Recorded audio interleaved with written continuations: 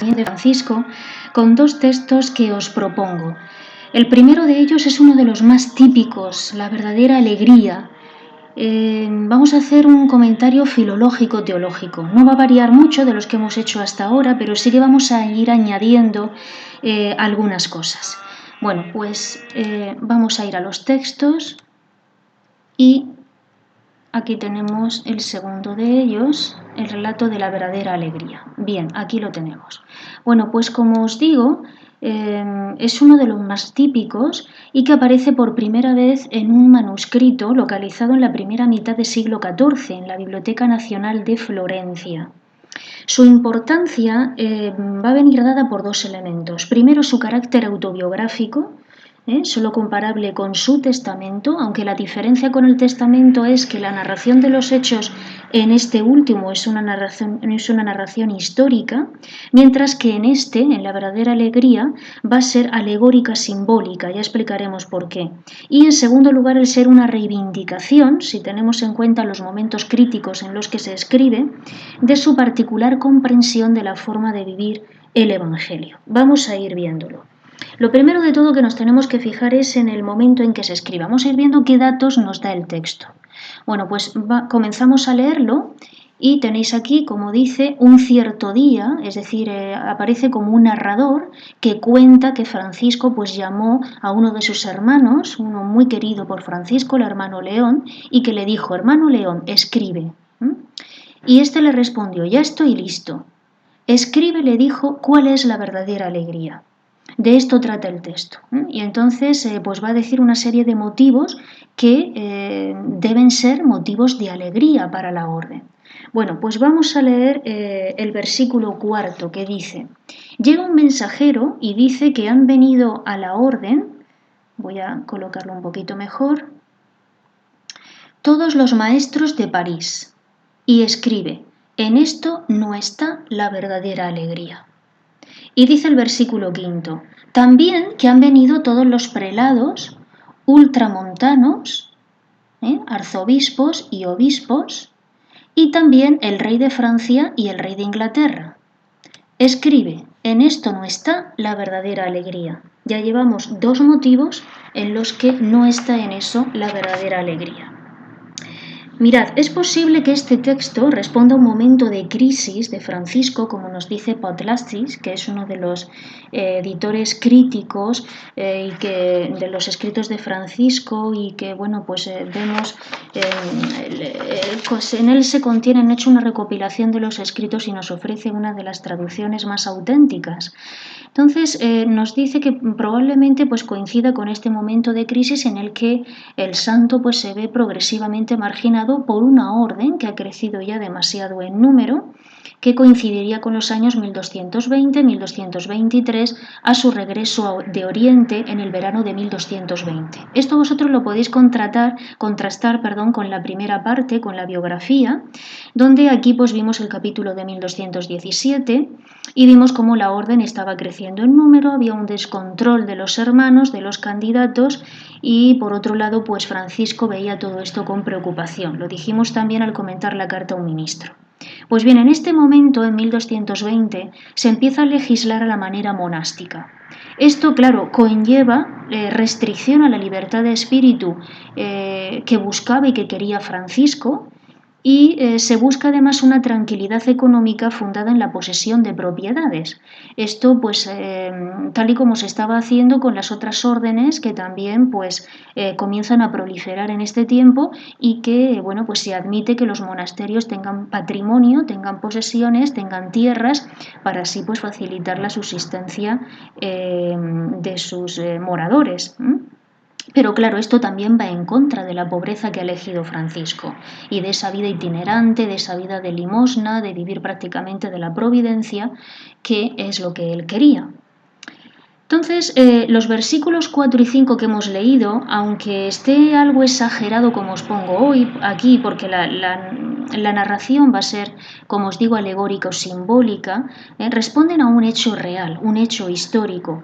Y es que Tomás de Celano pues, asegura que en torno a los años 1215-1221, entró en la fraternidad un grupo de nobles y de letrados, entre los que se encontraba él mismo, y que esto, pues a partir de 1222, llegó a ser o adquirió un mayor relieve cuando entran 3 maestros de París. Fijaos que aquí en el versículo 4 dice que han venido a la orden los maestros de París, se podría estar refiriendo a esto. Y también en 1223 señala Celano que la orden crea su primer centro de estudios teológicos en Bolonia. También se podría estar refiriendo a este momento. Luego, por otro lado, en el versículo 5, pues por lo que nos dice, ya los hermanos ya están establecidos en Francia, en Inglaterra y en otras tierras ultramontanas, como aparece en el texto.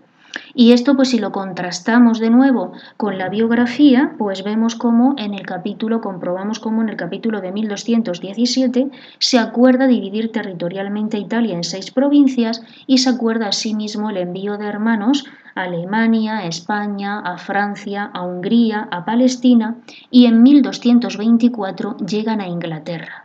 Como aquí aparece Inglaterra también, pues el texto nos puede estar diciendo que se ha escrito en torno al año 1224. Como veis, barajamos un abanico que más o menos homogéneo, años 1220-1224. Bueno, pues si continuamos, en el versículo 6 nos dice lo siguiente, nos va a decir otro motivo de alegría, ¿no?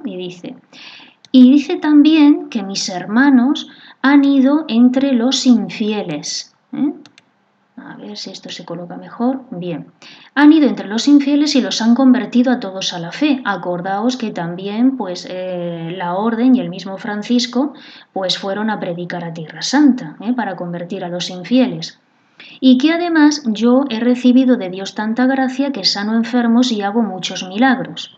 Te digo que en todas estas cosas no está la verdadera alegría. Fijaos, aquí nos vuelve a dar otros 2 datos más. Cuando ya la orden comienza, cuando van los primeros hermanos a Tierra Santa, y luego, por otro lado, cuando Francisco empieza a sanar enfermos. Esto nos hace pensar que el relato podría ser posterior a la estigmatización de Francisco, es decir, posterior a septiembre de 1224, que es cuando recibe la impresión de las llagas, y a partir de este momento es cuando comienza a hacer milagros. Entonces ya vamos viendo datos.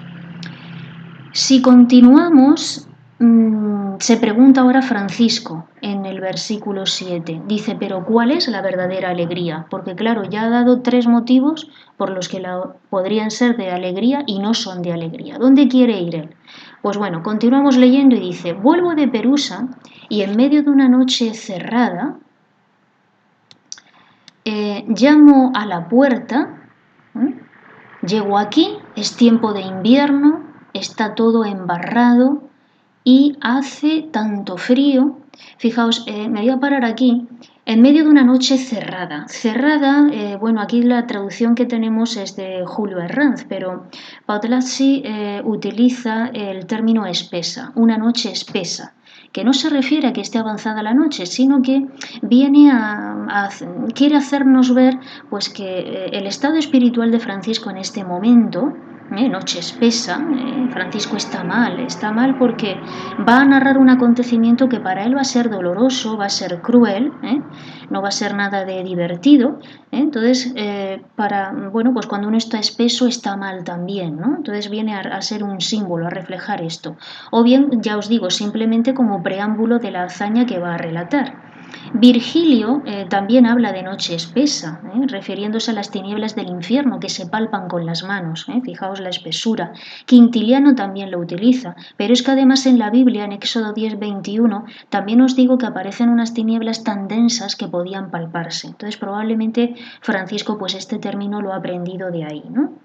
Bueno, pues dice es tiempo de invierno, ¿veis? El invierno pues también guarda toda una correlación, ¿no? Perusa es una ciudad enemiga, es donde, y además pues que produjo a Francisco, pues le propició una experiencia traumática como es la cárcel, y también pues en distintos momentos es rechazado en Perusa. Entonces vemos cómo los términos están puestos no tanto queriendo ser fiel a la historia, aunque lo que narra en conjunto es un hecho histórico, porque es el rechazo que sufre Francisco, lo vamos a ver después, pero sobre todo están puestos en función de su significado. Nos quiere narrar algo oscuro, algo que está mal, algo que va a ser cruel. Entonces por eso, pues de ahí que utilice Perusa y no otra ciudad, que diga noche cerrada o espesa, que lo ambiente en un tiempo de invierno, que está todo embarrado, lleno de barro y que hace frío. Bueno, pues además de esto, fijaos lo que dice. Hace frío y además en los bordes de la túnica se forman carámbanos. Carámbanos de agua fría congelada que golpean continuamente las piernas y brota sangre de sus heridas. Los carámbanos en la traducción aparece dondoli. Si el texto no estuviera traducido veríamos dondoli, que viene del plural italiano que Francisco latiniza como dondulus dondoli y que significa balanceo o vaivén.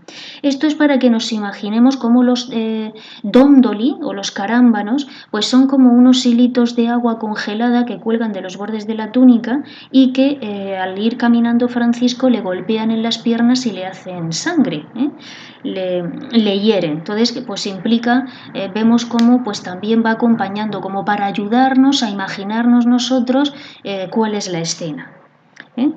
Bien, y la razón de ello, pues como os digo, es que no simplemente está narrando, sino que también está dramatizando.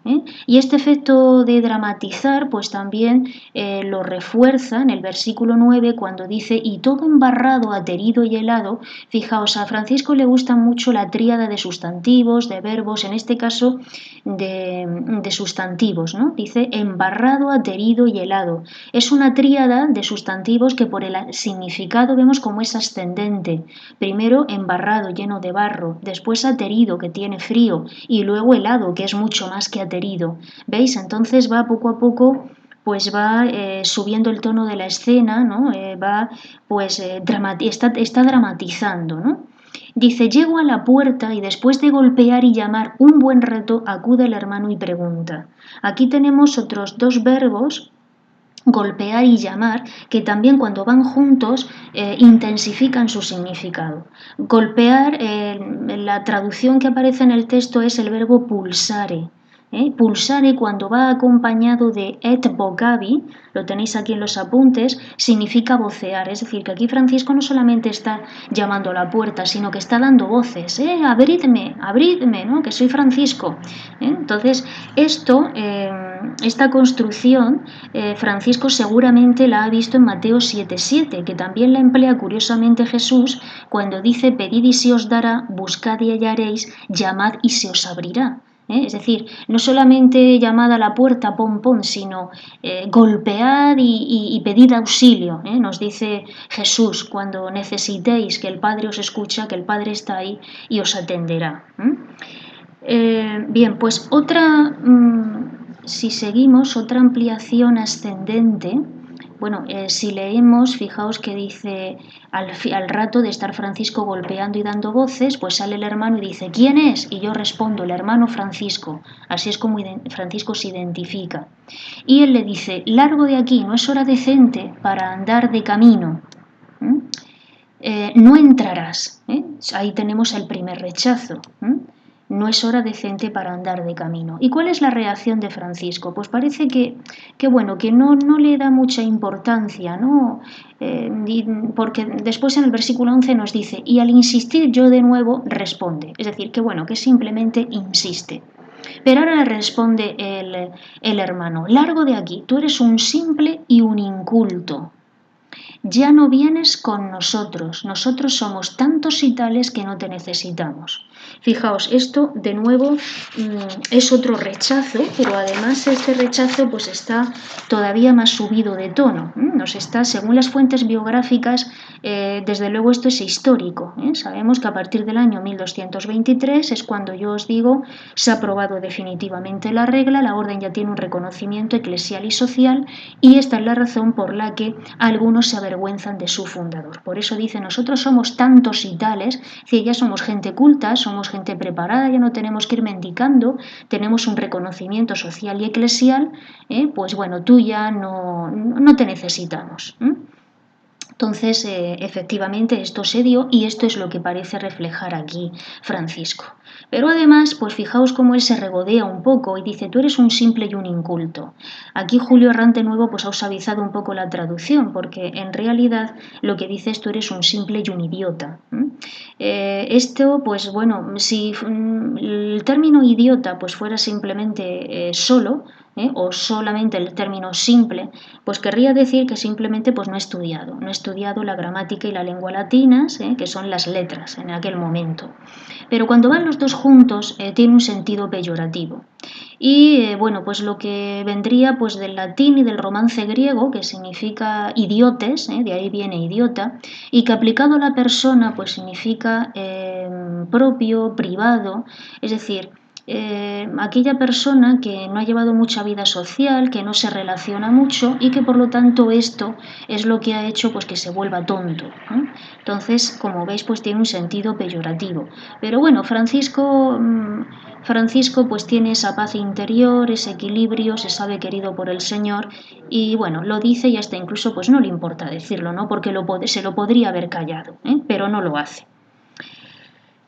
Bueno, pues si seguimos, fijaos cómo en el versículo 12 dice, y yo vuelvo a la puerta y digo, por amor de Dios, acogedme por esta noche. Fijaos, esta segunda respuesta del hermano ya le ha tocado un poco más a Francisco, porque su reacción ya no es el hermano que se presenta, sino que cambia el rol y se presenta como un mendigo. El mendigo siempre dice, por amor de Dios, dame una limosna, pues por amor de Dios, acogedme por esta noche. Y es que pues la respuesta pues ha sido cruel, ha sido un desprecio en toda regla. Pero fijaos que cuál es la tercera respuesta, que todavía es aún más cruel. El hermano portero responde, no lo haré, vete al lugar de los crucíferos y pide allí. El lugar de los crucíferos, esto es algo realmente como decirle, eres un apestado. ¿Por qué? Pues porque los crucíferos fueron una orden hospitalaria fundada en Italia que se dedicaba pues a la cura de leprosos y de apestados. Entonces, claro, es como decirle, pues no te queremos, vete allí con los apestados. Entonces es bastante cruel y esto pues realmente es para que Francisco reaccione pues ya de una manera, oye, pero ¿esto qué es, no? Pues fijaos lo curioso, que Francisco no reacciona así. Y dice en el versículo último, te digo que si tuviera paciencia y no me turbara, en esto está la verdadera alegría y la verdadera virtud y la salvación del alma. Aquí tenemos de nuevo una tríada, ¿veis? Alegría, virtud y salvación del alma. Siempre el número 3 indica totalidad, pues reflejaría pues, el estado interior de la persona que lo vive todo desde Dios, tal y como es Francisco. Recordad que es lo mismo que hablábamos en la admonición 19. Francisco ya está muy curtido a estas alturas por las pruebas de la vida, si efectivamente, pues como decimos, esto se escribió ya casi en los últimos años de su vida, con todo el sufrimiento que le había propiciado su enfermedad, pero fue siempre un dolor que vivió junto a Cristo y por lo tanto su respuesta es una respuesta de amor. Veis cómo nos habla de la paciencia, nos habla del amor y nos habla de la paciencia. ¿Y qué es la paciencia? Pues la paciencia es lo que le hace tener esa actitud benevolente, esa actitud bondadosa hacia el hermano portero que al fin y al cabo es un hermano, esa actitud condescendiente. Y bueno, esa actitud que también es propia siempre de la madre, que es algo pues muy característico en la fraternidad franciscana. Y por otro lado, pues es uno de los atributos de Dios en las alabanzas al Dios Altísimo. Dios es paciente, es manso, es dulce, es misericordioso. Y una de las notas, recordad, que definen el amor o la caridad en el himno paulino, cuando dice la caridad es paciente, todo lo excusa, todo lo espera, todo lo soporta. Entonces, esto pues nos está un poco pues llevando a esa paz interior, a ese equilibrio que uno pues tiene que tener, porque al fin y al cabo, pues bueno, lo que uno es lo que es ante Dios y nada más, ¿no? Y no nos tiene que perturbar mucho los insultos, los improperios, las injurias, las calumnias, las marginaciones, las exclusiones que nos vengan de fuera. Uno siempre tiene que tener esa paz y ese equilibrio. Es lo que os dije en la admonición 19 y es lo que ahora de nuevo pues vuelve. Entonces, como veis, en esto está la verdadera alegría. La verdadera alegría, en suma, ¿qué es lo que, dónde nos está llevando? Pues al sentido de minoridad. Por eso decíamos que aquí Francisco quizá lo que está es reivindicando ese sentido de minoridad, ese sentimiento de tener la convicción de que Dios nos quiere y que por lo tanto pues lo único que da sentido a nuestra vida es devolvérselo todo a Dios.